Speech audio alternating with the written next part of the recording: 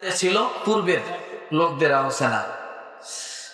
আল্লাহ পাক রব্বুল আলামিন বলেন, শাহরু রমাদানাল্লাযী উনজিলা ফীহিল কুরআন হুদাল লিন্নাসি ওয়া বায়িনাতিন মিনাল হুদা ওয়াল ফুরকান। এই আয়াতে আল্লাহ দুইটা জিনিসের বিষয়ে আলোচনা করছে। কয়টা জিনিসের বিষয়ে? এক, রমাদান কি, দ্বিতীয় কোরআন। দ্বিতীয় আয়াতটা অনেক বড়, মোটামুটি বড়, কিন্তু এর সারমর্ম আল্লাহ দিছেন রমাদান, আরেকটা কি, এই দুই বিষয়ের আলোচনা পুরো আয়াতটার মধ্যে করছেন। তা আল্লাহ এই আয়াতটা শুরু করছেন কোন বিষয় দিয়া? শাহরু রমাদান। কি বিষয় বলেন? শাহরু। তাহলে রমাদান বলতে কি বুঝলাম? রমাদান সম্পর্কে, তাই না? রমাদান মাস সম্পর্কে আল্লাহ আলোচনা করছেন শুরুতে। এরপরে আল্লাহ বললেন উনজিলা ফীহিল কুরআন। দ্বিতীয় যে বিষয়টা আল্লাহ আলোচনা করছেন, আল্লাহ বলেন আমি কোরআন নাজিল করেছি। কি করেছি?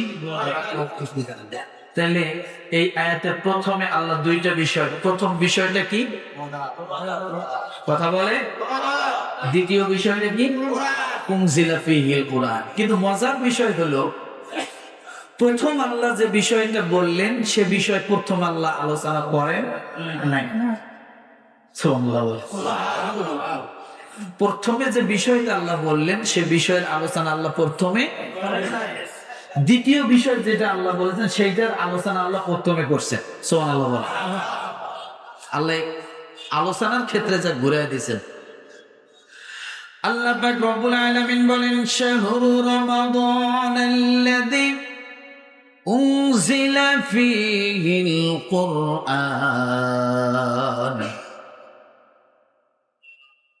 আল্লাহ তাআলা এই আয়াতের দ্বিতীয় বিষয়টাকে প্রথমে আলোচনা করলেন, উনজিলা ফীহিল কুরআন। কেন বলেন তো? আদম আলাইহিস সালামকে আল্লাহ সৃষ্টি করেছিলেন জান্নাতের ভিতরে না বাহিরে? জোরে বলেন। আদম আলাইহিস সালামকে আল্লাহ সৃষ্টি করেছেন জান্নাতের ভিতরে না বাহিরে? ভুল। আদম আলাইহিস সালামকে আল্লাহ সৃষ্টি করেছেন জান্নাতের বাহিরে। কোথায়? কথা বলেন না। জানেন না সেটাও বোঝেন না, আর জানতে জানাচ্ছি তারপরও কথা বলেন না। আদম আলাইহিস সালামকে সৃষ্টি করেছেন কোথায়? জান্নাতে বাহিরে।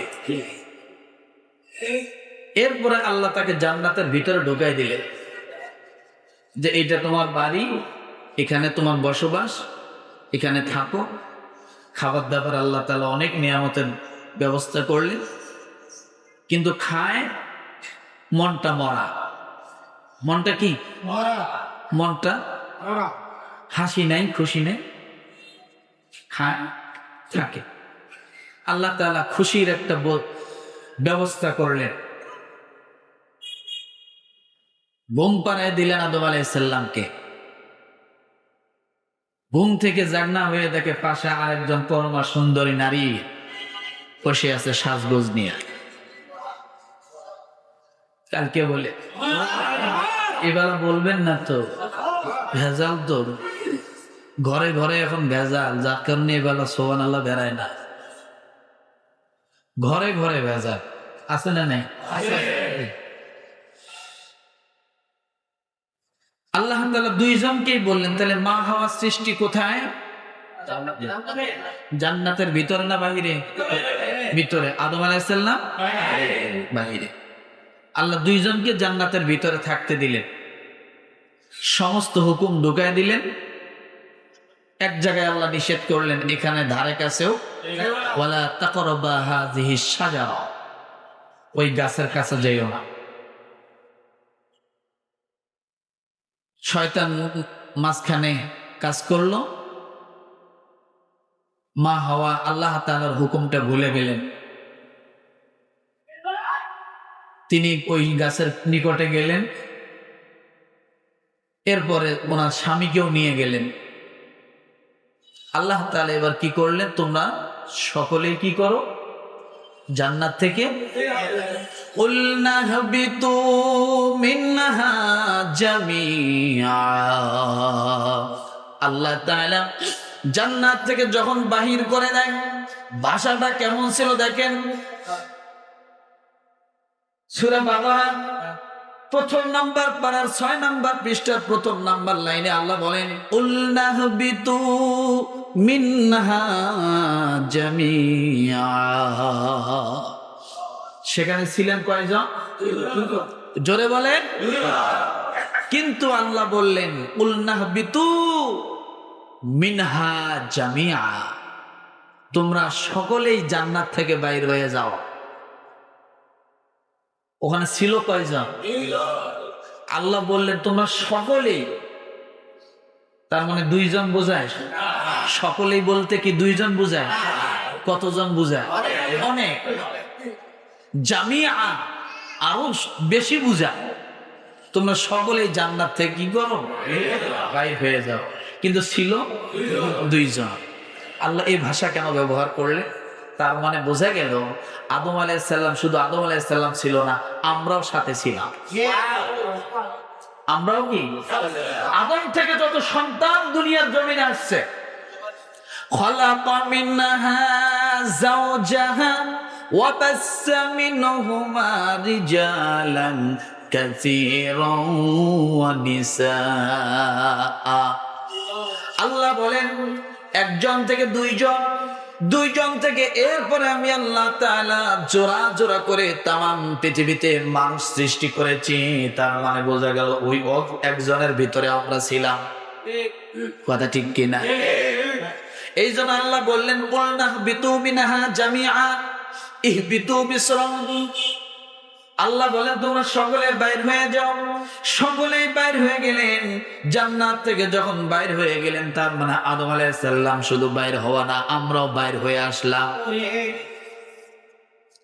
আল্লাহ তাআলা সকলকে জান্নাত থেকে বাইর করে দেওয়ার পরে আবার এই মানুষগুলোকে পূর্বে তার বাড়িতে তার জায়গায় আবার ফিরিয়ে দিবেন, আবার উঠায় নিবেন। কি দিয়ে উঠায় নিবেন? কি দিয়ে আল্লাহ তাআলা ফিরিয়ে নিবেন? কিসের মারফতে আল্লাহ ফিরিয়ে নিবেন? কিসের মারফতে আপনি আবার জান্নাতে যাবেন? এই জন্য আল্লাহ তাআলা কোরআন নামক সিঁড়িটা দুনিয়ার জমিনে নামায় দিয়ে বললেন, বান্দারে কোরআনকে যদি তোমরা আঁকড়ে ধরতে পারো, আমি আল্লাহ